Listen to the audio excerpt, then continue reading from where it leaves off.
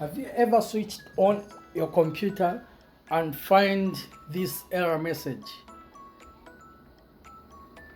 This is the error message I'm getting on my PC.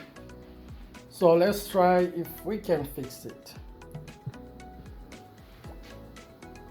So we're going to switch it off and try to open it.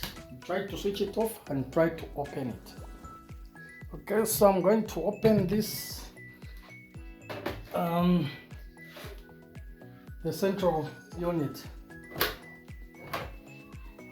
Okay.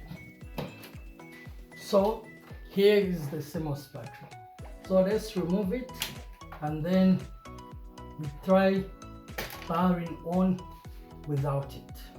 Still getting the same error message. So the second method is to try to reset the BIOS password by removing the password jumper. Let me just try to remove the hard drive. Okay. Put it carefully.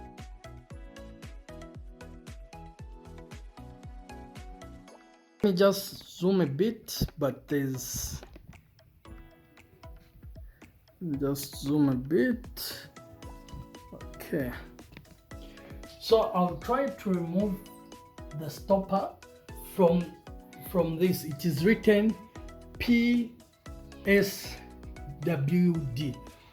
which are abbreviations for password. So if you remove this, it means you have resetted the BIOS password.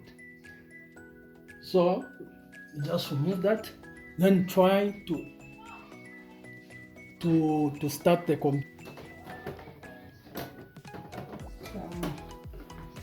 Let's try to close it, and we try to start it. Let's try to start it up. We see how to respond. If it's still bringing the same error message. Okay. So the next thing we need to do, we need to let it perform then we say continue F1. So thank you very much for watching that video. That's how you remove or reset the BIOS password.